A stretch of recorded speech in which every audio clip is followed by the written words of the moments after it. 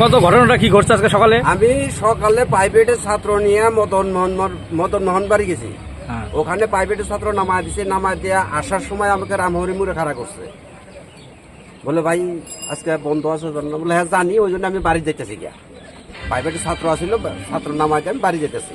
তখন ওনারা বললো যে তোমরা তাহলে তাড়াতাড়ি যাও গা। তখন আমি চামটার মোড় আসলাম, চামটার ময়সা দোকান থেকে 1 প্যাকেট বিড়ি নিছি, নিয়ে ওখানে একটা বিড়ি জ্বালাইতেছি। এই সময় বিপ্লব যার সামনে খাড়া কয় তুমি কোন ইউনিয়নের লোক? বলে আমি নাককাটি গাছের লোক।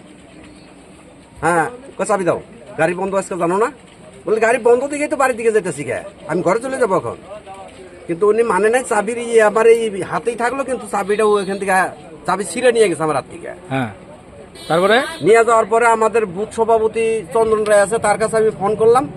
ফোন করার পরে উনি যে ইনাদের সাথে যোগাযোগ করে পরে যে চাবি আইনে দেওয়ার ব্যবস্থা করছে। টাকা পয়সা চাইছে?